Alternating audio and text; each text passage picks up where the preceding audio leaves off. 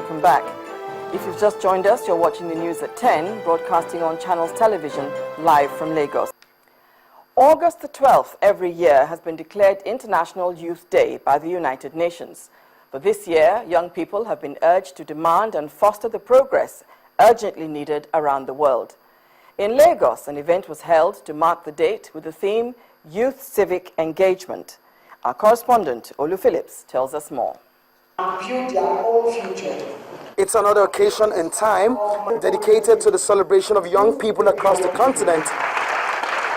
That, of course, underscores the category of guests in this auditorium here in Lagos. It's the 2015 United Nations Day for the Youth with the theme Youth Civic Engagement. We call on young people to demand and foster the dramatic progress so urgently needed in our world. Volunteerism is an ideal way to improve society, and is open to virtually everyone. I'm always happy. Across the other side of the table are some young achievers, and they tell us how much they've engaged the society for good. There's something called the butterfly effect and the chain reaction, which means that if I help him, he would help the next person, and so on and so forth. So I wanted to achieve that, and because of how young I was, because I started it when I was 13, I realized that some people weren't taking me seriously, and they didn't think that I would get the turnout I did. So I had to tell them that my age shouldn't define who I am or the success I want to get. There's no way you have an idea and the first thing you start complaining about is finance. You must do your own homework before you say, oh, there's no financial capability. A round of applause, please. So whose responsibility is it to galvanize the needed engagement and the orientation for the young people? It's the family. There has to be family. We need to continue to clamor for family. That's just the bedrock of society. That's the foundation of everything. Young people can be engaged in creating jobs so that we reduce the unemployment. Young people can be involved in improving the education sector. That's another very important goal we are having. Young people can be involved in the labor movement. We want to improve the labor relations. All this, until the young people know this, it's hard for them to be involved. One other thing we want to eliminate is this belief that young people are leaders of tomorrow. Young people are leaders of today. They must be involved in these things today. Everyone, and indeed everyone's got wired with potentials and diverse interests to which they can engage the society for positive outcomes. And in it also lies the true definition of what youth empowerment is. And therefore, at this year's United Nations Day for the Youth, the key takeaway is that the power is in you. Just galvanize it. Don't wait for external influences. Pick up what you can do today and be usefully engaged with your society and your environment. From Lagos, Olu Phillips, Channels Television News. Meanwhile, President Muhammadu Buhari has applauded the contributions of Nigerian youths during the 2015 elections. The president was speaking today at the 2015 International Youth Day in Abuja, the nation's capital. He commended Nigerian youth for the significant role they played in making the 2015 elections a model for democratic governance in Africa. State House correspondent Chukwuma Onwekusi has the report.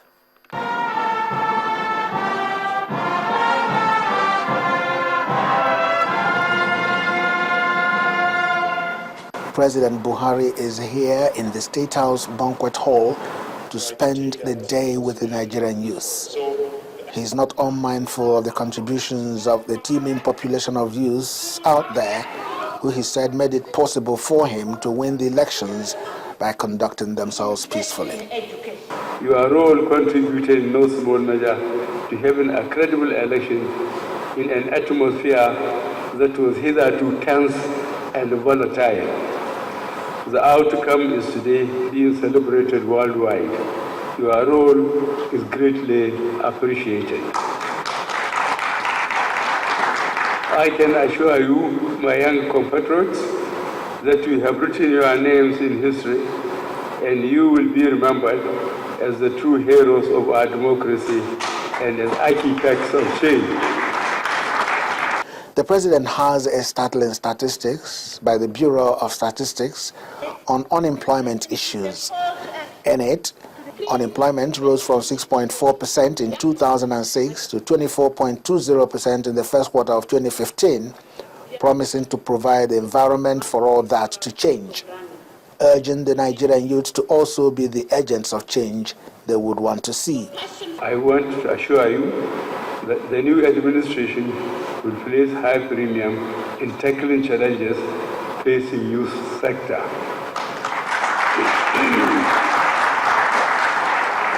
The unemployment rate among youth is even more disturbing and considered to be over 50% due to the sheer number of unemployed graduates and a huge number of youth who have had no chance to go to school roaming about the streets. Our new administration is poised to providing an enabling environment for the private sector to thrive so as to ensure greater opportunities for jobs to be created for our young people.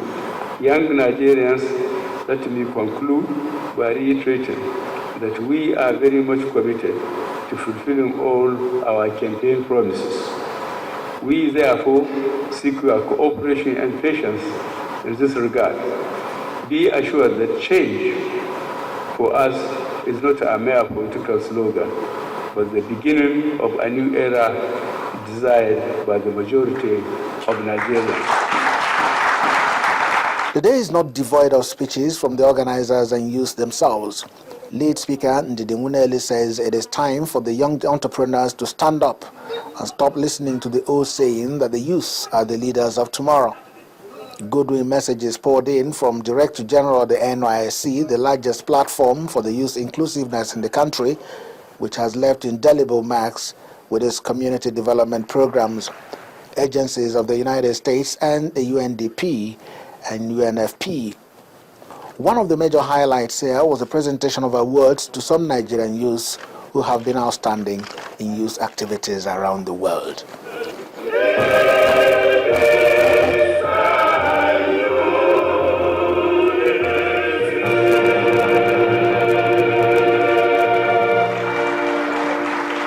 Chukuma Onekusi, Channels Television News. Nigeria's rotational presidency at the United Nations Security Council is underway. Members of the Council will today begin deliberations and consultations on maintaining international peace. Nigeria is also planning to brief on the security sector reforms, an issue it made a centerpiece when it presided over the UN General Assembly in October 2011 and April 2014. Earlier, our correspondent, Adeshawa Josh, told us more on today's activities at the Council meeting. Nigeria assumes presidency at the United Nations Security Council today. Professor Joy Ogu, Nigeria's permanent representative to the United Nations, will lead other council members in an open debate about regional organizations and the contemporary challenges of maintaining international peace and security. UN Secretary General Mr. Ban Ki-moon will be at these meetings among other speakers. Nigeria is also planning a briefing by the Assistant Secretary General for Peacekeeping Operations, Mr. Dmitry Titov, on security sector reforms. Professor Ogu had led other council members in 2014 to adopt Resolution 2151, and that's the council's first ever resolution on SSR. This essentially allows for reforms in the security sector of a country after a conflict, so the people of that country can live in confidence in their nation. There will be briefings and consultations on the lessons learned from the Ebola epidemic, the developments in the Central African Republic, Guinea-Bissau and Libya. However, to kickstart the discussions today, the security situation in Syria will take center stage. As you already know, that the use of chemical weapons in Syria has not come to an end, and the United Nations Security Council members are willing to come up with an investigative mechanism to fish out those who use chemical weapons in Syria and hopefully come up with a framework of punishing such perpetrators. Yemen and Liberia sanctions will also feature as part of the discussions today. Meanwhile, throughout the month of August, Council members will be closely monitoring developments in Boko Haram affected areas in Africa.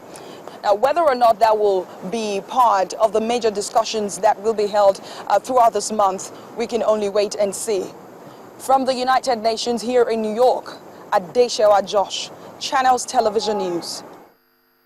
The Economic and Financial Crimes Commission, EFCC, has alleged that the Yobe State Resident Electoral Commissioner, Mr. Abu Zama, was paid 15 million naira bribe during the last general elections by the candidate of the All Progressive Congress and the state governor, Ibrahim Gaidam. An official of the anti-graft agency, Mr. Odofun Christopher, told the Election Petition Tribunal in Abuja that an aide to the governor paid the 15 million naira bribe into two accounts of the State Electoral Commissioner, Diamond and Zenith Banks, 3 days before the governorship elections. The petitioner and the candidate of the People's Democratic Party, Adamu Waziri, is relying on the evidence of the EFCC to nullify the April 11 governorship election in the state. About 2 weeks after the Yobe State Election Petition Tribunal summoned the EFCC to appear and give testimony at the tribunal, an official of the anti-graft agency, Mr. Odofun Christopher, appeared at the tribunal. The anti-graft agency, in a report read to the court, alleged that the ADC to the governor paid 15 million naira into two separate accounts of the state resident electoral commissioner, Mr. Abu Zama, in Zenith and Diamond Banks 3 days before the election. But lawyers to the governor and his aides dismissed the EFCC report, saying the allegations of bribery cannot be proven. Anybody can say anything, but the inducement is not cogent, so we don't see anything to it at all. It's just a mere allegation, which this is not the court to try it. This is a tribunal trial election petition, not criminal matters. You will not know what will come out. The court decisions are like a pregnant woman. You will not know what will come out until the end. So it's always possible, whatever it may go, but we're very optimistic. We are very optimistic of what is going on, and as far as we are concerned, we have no problem. The petitioner is, however, confident that the evidence and testimony of the EFCC are proof enough of his allegation of bribery before the tribunal.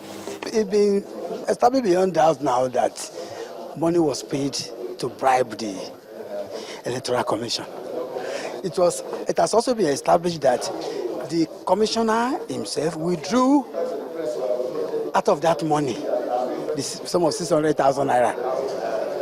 It has also been established that he later, when he discovered that we got to know, he later refunded the money.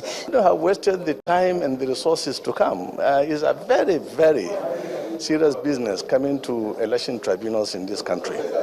But the mood now is that the ante for justice has been upped.